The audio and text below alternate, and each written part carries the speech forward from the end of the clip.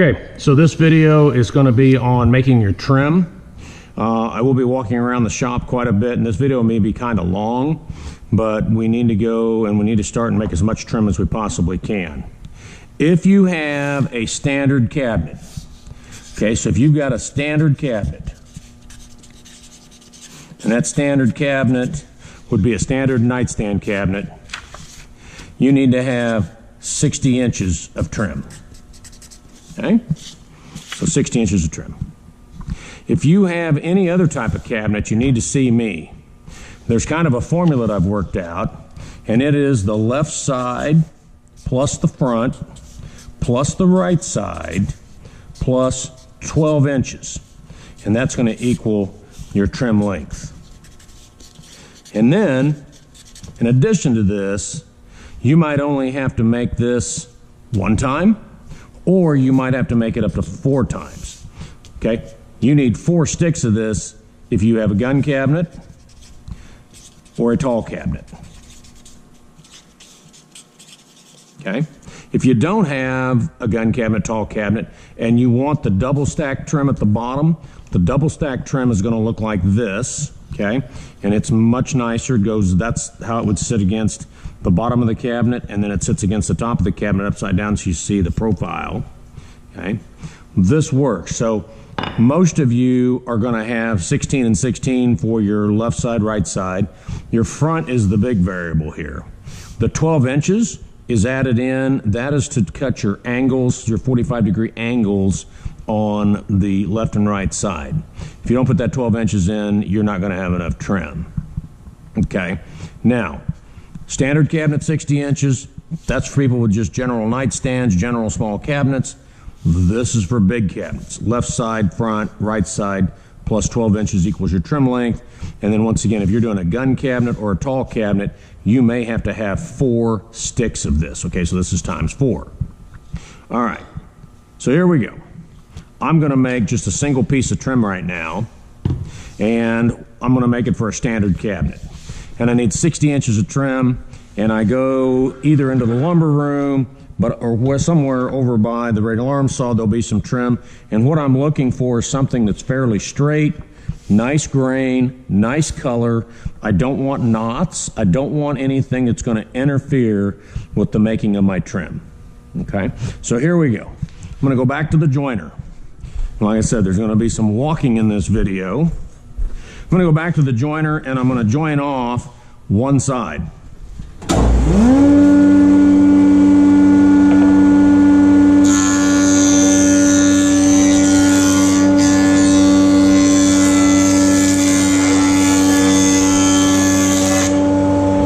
Okay, so I'm going to put an X on this, telling me that I've joined it. If you've got another good side, and this side really isn't because I've got all this missing wood, then I wouldn't join it. But if I've got a nice wide board, I could join both sides and I could work together with somebody.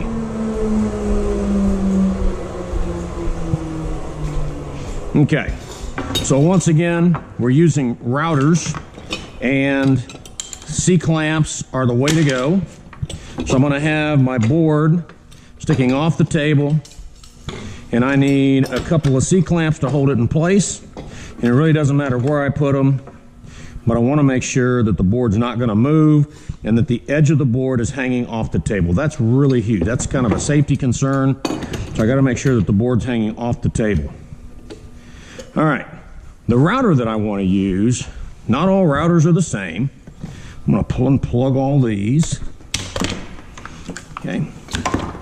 I have got 12 routers in the cabinet. They have all different bits. The router that you want to use is called a classical bit. And this classical bit, I've got some that are green and some that are gray. Don't just go on color. I have people pick up a bit, and not every router is set up for you the same. So if I look at this profile of this bit, I have a concave and a convex radius.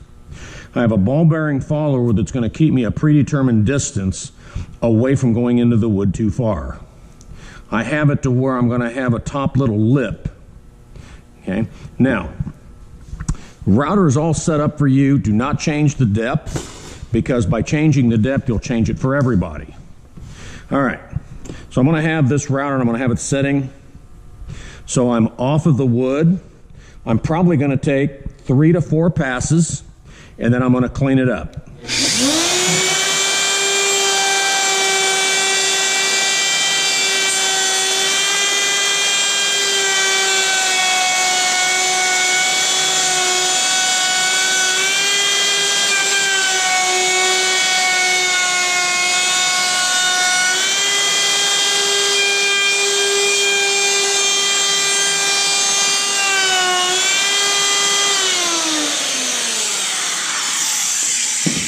Okay, once I get up to a C-clamp, I'm going to move it. You can do all 3 middle sections or all 3 sections at once and then move 2 C-clamps, or you can move them one at a time. Some people like to do it like this.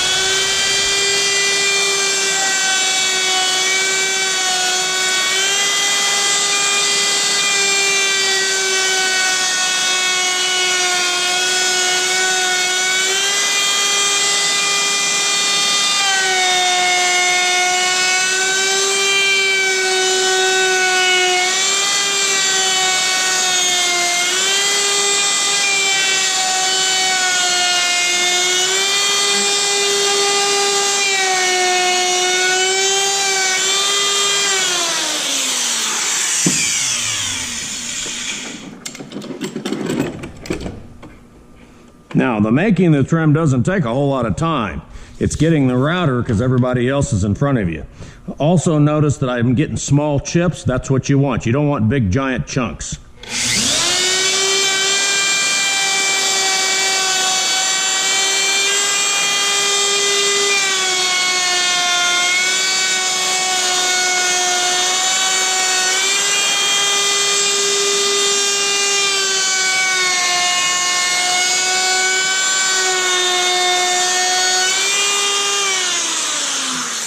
Okay, this is kind of a big thing. I would tell you to stop and inspect your trim, make sure that everything looks nice. Should have a couple nice radiuses. Okay, so there I've got pretty nice, everything looks good. I don't have any burns.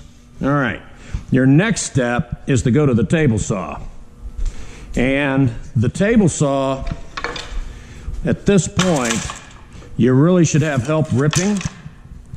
You're going to set the saw, if you are a 1-stick person trim, if you're doing a small cabinet, you're setting the saw to 1 1/4. If you're a person that has multiple sticks of trim, you're going to have a 1 1/4 and a 2-inch. And I will show you in a future video for people who are doing larger trim how to put it together. But for the vast majority of you, you're going to get 1 stick of trim out of this, okay? I've got the saw set at 1 1/4. This is something that you got to do. You need to put the trim upside down. Upside down, because if you don't, the push stick is not going to be able to get a hold of the corner of the trim. So I'm going to go upside down.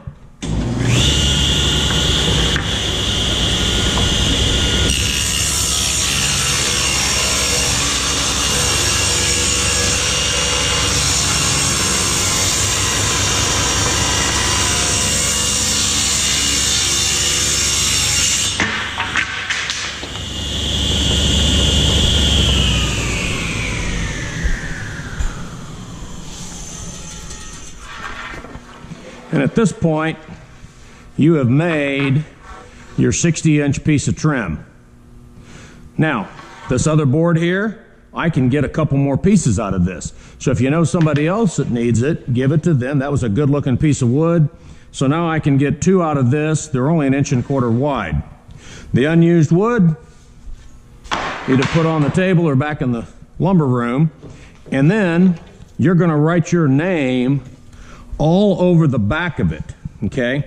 And I will tell you that this is one time that I might use a marker. So on the back only, and I haven't had a big problem with it, but you don't want anybody to steal your trim. So if you write your name on the back in marker, it's never going to show, it's never going to affect anything. All right. If you are doing the double stack trim, I will make another video, and this other video is going to show you how to put it together. For right now, you need to follow kind of the formula. Standard cabinets, you just need a 60-inch piece. If you're doing a gun cabinet or a tall cabinet, it's left side plus front plus right side plus 12 inches.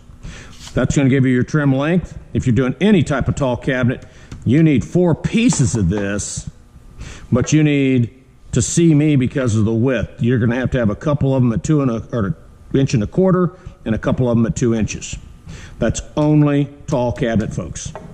Okay, this concludes the trim video, and the next video will be in installing the trim.